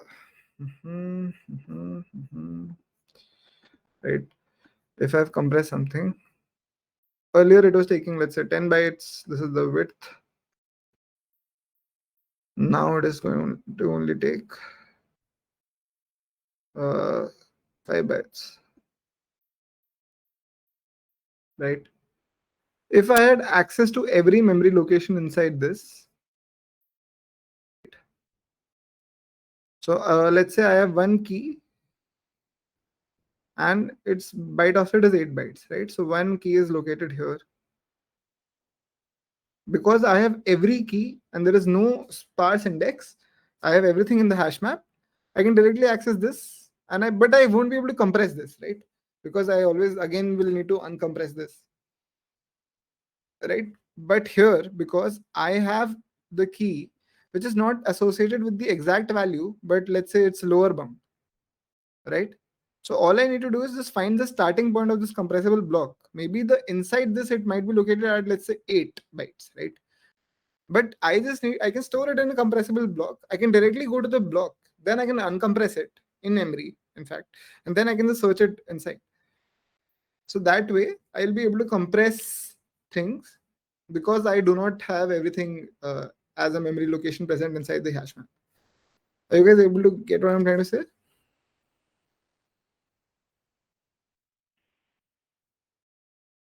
Yeah, means you're trying to say that in each the memory block we compress and then we try to search. Is it? We basically can compress because we are not referring to every memory inside this block.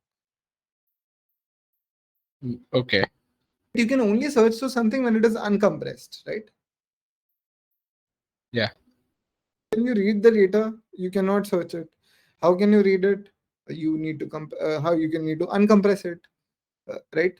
So in the earlier case, I could not compress it at all, right? Now I can compress it. Why? Because I only need to know the starting point of this guy, right? After that, I uncompress it and search. So that way, if I have 10, 15 blocks, I do not need to uncompress everything. I can just compress everything as store. And whichever block I just want to search in, I just get that in memory by uncompressing it, and then I make the search there. Okay, so that way I basically utilize on disk space. Okay. Got Right. So it says each entry of the sparse memory index then points at the start of a compressed block. Besides saving disk space, compression also reduces the I/O bandwidth use.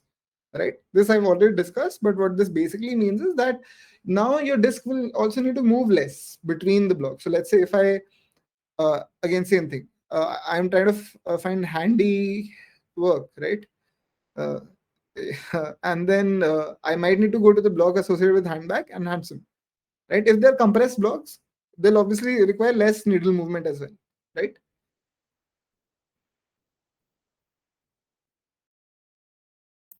Yeah.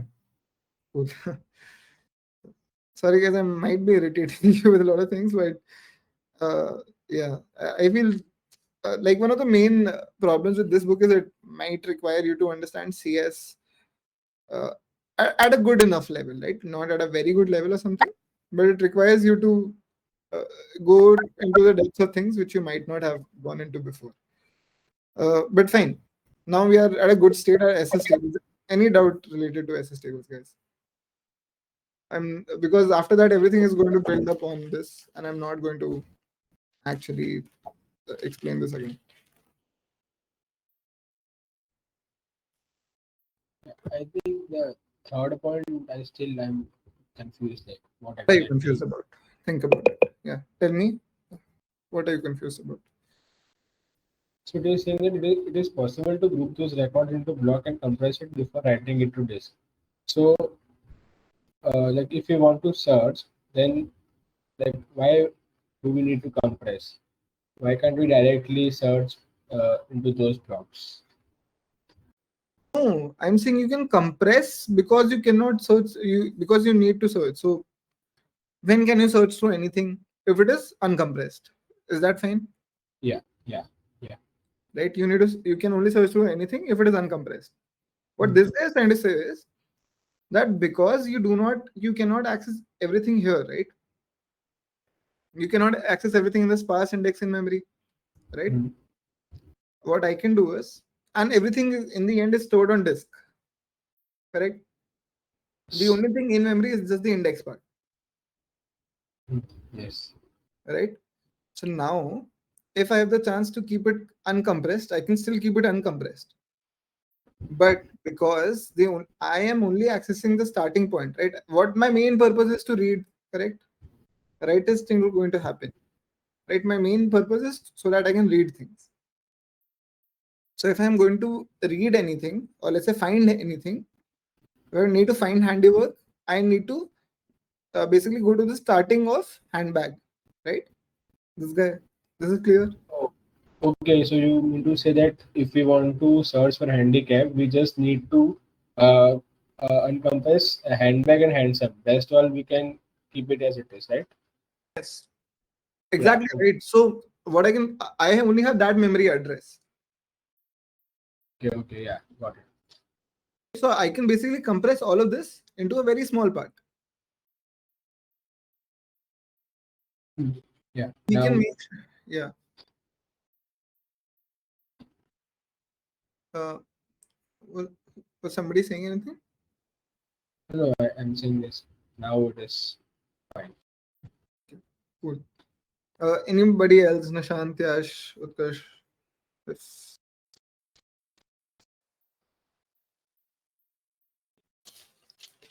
Or can you just tell me if you guys have understood it? Yeah, understood. Yeah.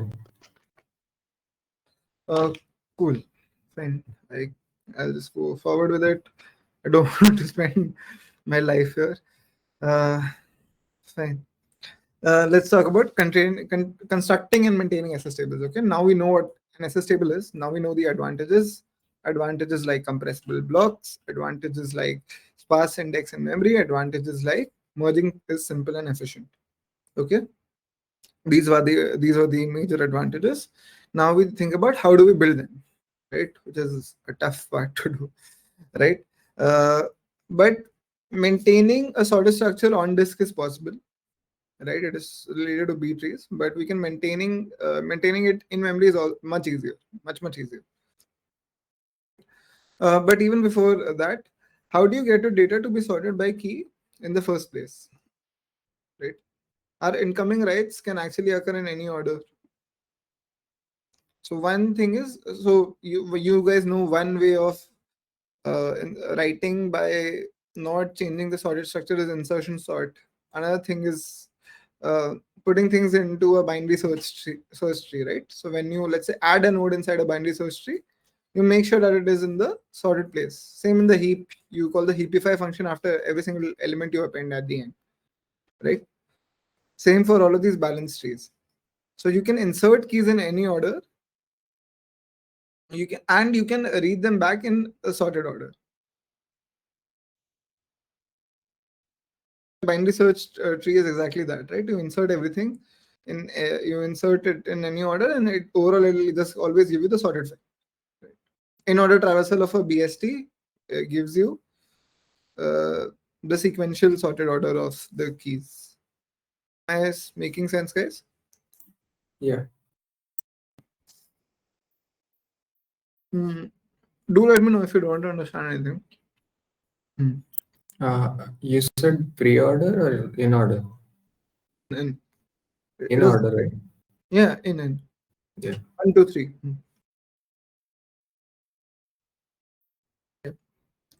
I mean, that is not of relevance, but yeah, I said in. You're just trying to make parallels because I'm assuming you guys will be working with DSA only. Fine. So now we can actually make a storage engine work as follows. When a write comes in, you add it to an in-memory balance tree data structure, like a red-black tree. This is called a mem table, right? Mem table is nothing but a memory table. When the mem table gets bigger than some threshold, typically a few MB, you write it out to a disk as an SL table file. Okay? So now we have defined two things: mem table, SS table. What it basically is trying to say is that you are entering things into an SS table, but you have a mem table as, let's say, a buffer, right? Same way, let's say you have a messaging queue and a database. So you store in the database like an SS table segment, but before that you have the message in the queue as well. That is nothing but a mem table thing. And what it is basically trying to say is that when your mem table gets bigger than some threshold, typically a few MB, you write it out to a disk as an SS table file. So same thing, you try to fill the bottle. As soon as you realize the bottle is completely filled, you put it in the fridge. This can be done efficiently because the tree already maintains the key value pair sorted by the key. And the new SS table file becomes the most recent segment of the database. While the SS table is being written out to disk, writes can continue to a new mem table instance. I'm thinking this makes sense, right? Because converting mem table into SS table is easy because it is a balance tree. It sorts everything by key, right? And the tough part was just converting the mem table into SS table. It is done by sorting by the balance tree. So that is gone. In order to serve a read request, first try to find the key in the mem table, then into the most recent on disk segment, and then in the older segment. From time to time, run a merging and compaction process in the background to combine segment files and to discard overwritten or deleted files. This scheme only works well. It only suffers from one problem. If the DB crashes, the most recent writes are lost. Right. In order to avoid that problem, we can keep a separate log on disk to which every write is into which each and every write is actually appended. Just like in the previous section, that log is not sorted in order, but that does not matter because its purpose is to restore the mem table after a crash. Okay. So you have a mem table, you have an SS table, you insert things first into the mem table. As soon as the mem table gets filled, you compress it and store it into SS table. If you want to search something, you go into the mem table first. If it is not there in the mem table, you go into the most recent segment of the SS table and so on. Then what do? There's only one problem. You also run merging and compaction in the background to combine segment files and discard overwritten or deleted values. Now what you can basically do is that what if your power goes and you're still writing into the mem table because mem table is in memory, your RAM gets deleted every single time. Let's say your system shuts off, right? So to avoid that, you are also maintaining a separate log. Log is nothing but an append-only file. So you just write my mem table insert, mem table insert, mem table read, mem table insert. So sequential operations as you would in any log, and then you store it on disk every single time. Obviously, this does not need to be sorted by keys at all. It actually just needs to be sorted by time, which is nothing but append only, right? And why it does not need to be sorted by keys, because in the end the main purpose is that for you to restore the mem table when everything is restarting and everything, and the tree will automatically let's say sort out the keys once they try to make the mem table live again. So every time the mem table is written out to an SS table, the corresponding log can be discarded, right? So now we have three things: mem table, log associated to that mem table, SS table. Uh, like everything clear till now? Yeah. Fine. Now we can actually think about any doubts, guys? Rohit, Vyom, Utkarsh, Nishant. No. Okay. Vyom, any doubts? Yeah, I'm just reading. No, tell me what are you not able to understand? I understood the mem table to SST, but from SST to that The log, right? yeah, Yeah, so you understand log is append only. So it is basically saying that every single time you're writing into the mem table, it is also writing it down, right? You would have seen that in a court interaction, or let's say, or something like that. They try to log everything, every word which has been spoken or something like that. Same thing is happening here. So you understand that if your light goes off, then your mem table will go away, correct? So yeah, that way your most recent writes are will go away, and that is why it is very important for you to make a log of it on disk, right? okay.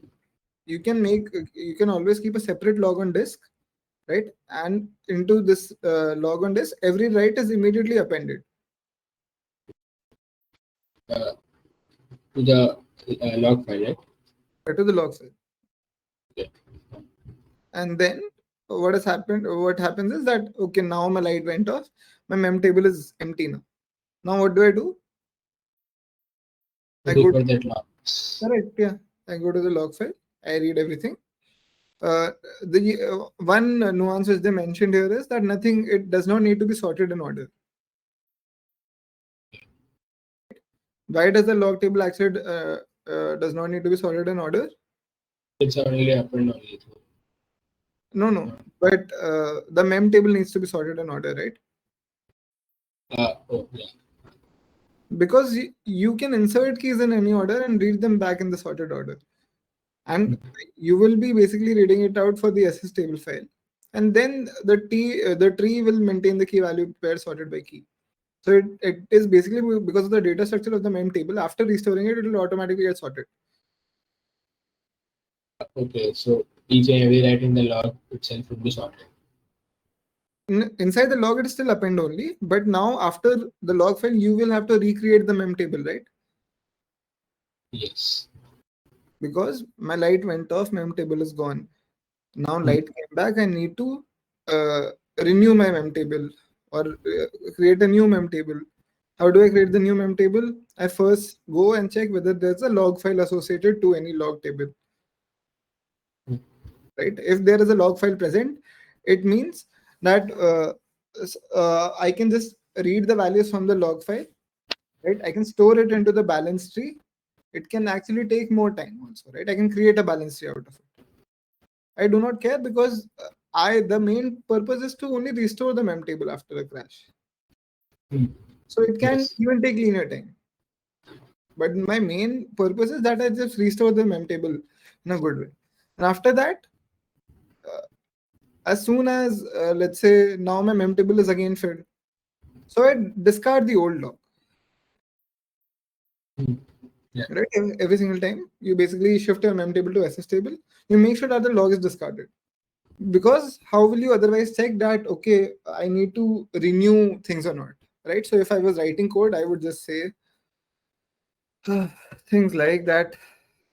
Let me just write if log is present in disk, inconsistent state, might be there. Recreate mem table, right? Now we can use this mem table as is. If no log is present in disk,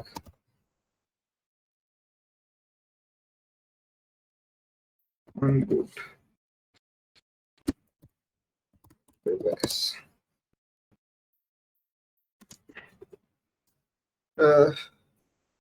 Create a new mem table from scratch. Also create a new log file for this mem table. Is this fine, guys? Yeah. Please ask questions, guys. I am not getting anything out of this. Fine. Cool. So now we will talk about making LSM trees out of SS tables. The algo described here is essentially what is used in LevelDB and RocksDB, key value storage libraries that are designed to be embedded into other applications. Among other things, LevelDB can be used in React as an alternative to Bitcask. Similar storage engines are used in Cassandra and HBase, both of which were inspired by Google's Big Table paper, which introduced the term SS table and mem table. Basically, bunch of things, bunch of places where we use this. So the main thing is that I think you will probably work with Cassandra and HBase, right? So similar kind of storage engines are used, and now you basically know databases too much than a lot of other people, right? And guys, knowing databases will eventually help. When things like crashes happen, like let's say the Microsoft crash recently, the CrowdStrike crash, right? Like it is sometimes issues like as simple as these, like not using the right optimizer or things like those, which create these crashes. So that is why you sometimes need to understand them in detail. Originally, this indexing structure was described by Patrick O'Neill et al. Under the name log structured merge tree, right? That is where the term LSM tree comes from.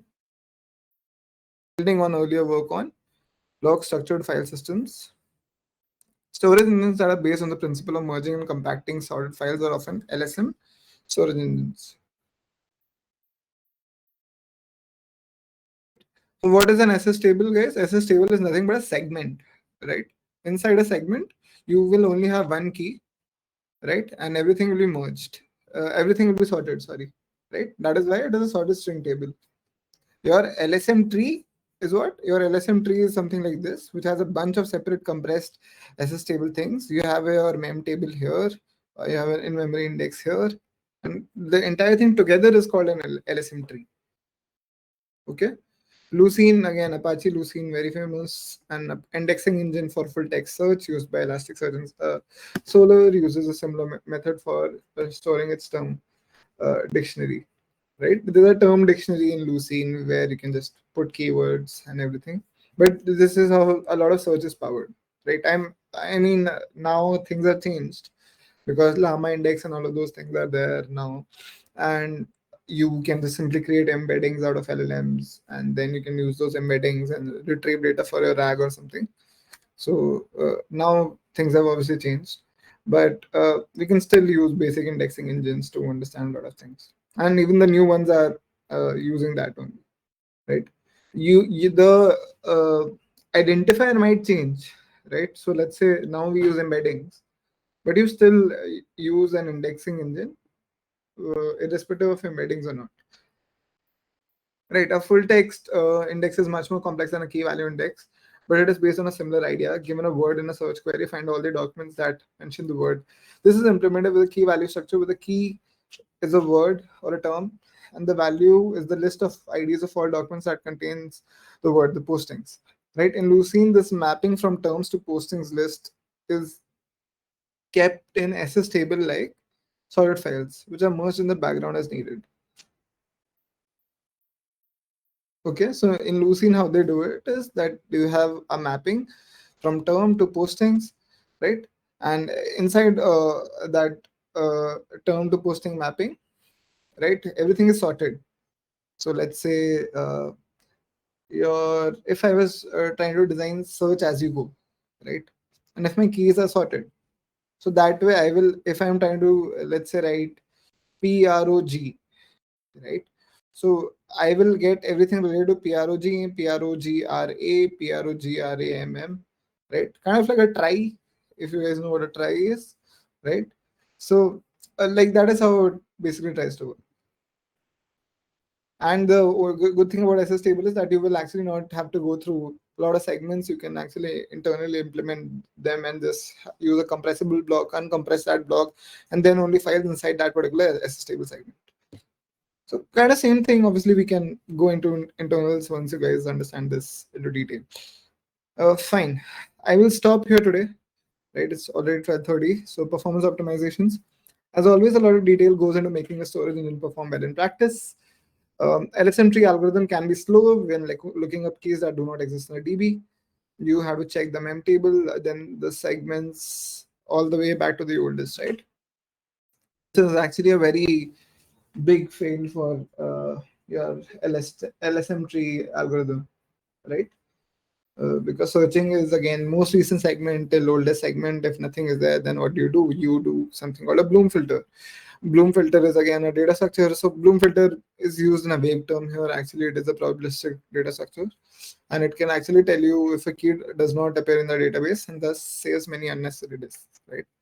So that way you can use a Bloom filter. So for example, if I had to just design a basic Bloom filter, what else is I can maintain the list of all keys separately on disk, right? And then I can search in that, and then I can go and search later on.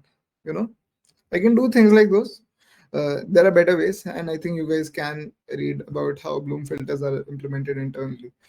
So it's a basic search only. No, it is not a basic search. So it is more probabilistic. So there is a hit and miss ratio which you need to check for Bloom filters. So sometimes it can give you a wrong answer, is what I'm trying to say.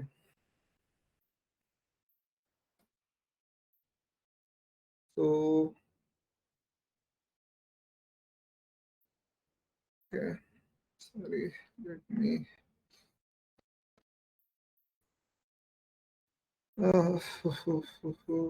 So unlike a standard hash table, a Bloom filter of fixed size can represent a set with an arbitrarily large number of elements. Adding an element never fails. However, the false positive rate increases steadily as elements are added.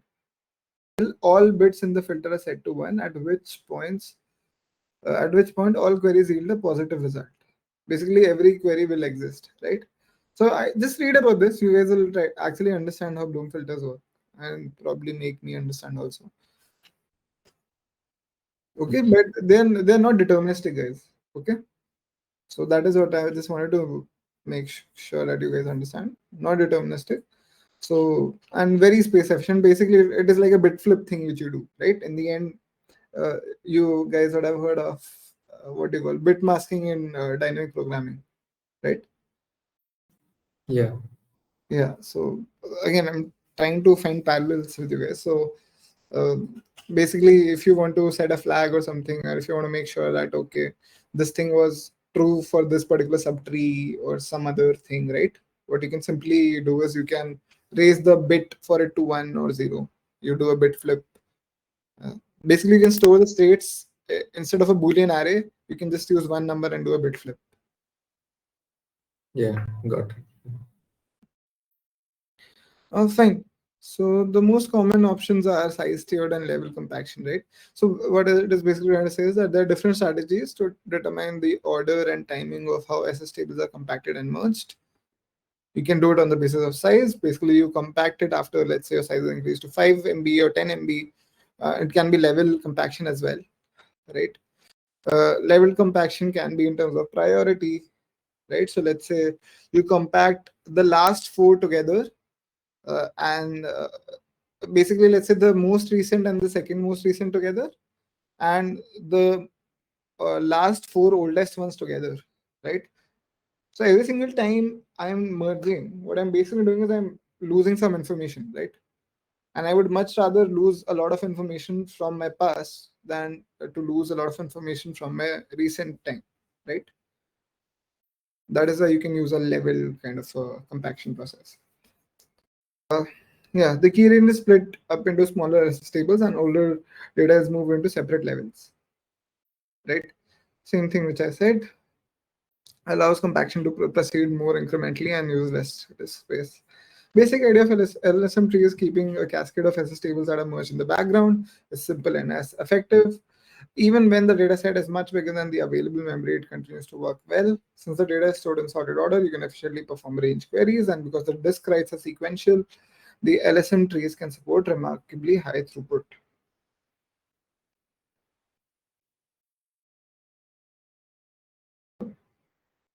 Like, everything's fine with LSM trees, guys? Yeah. Cool. So it's been 2 hours, so I'll stop recording for now.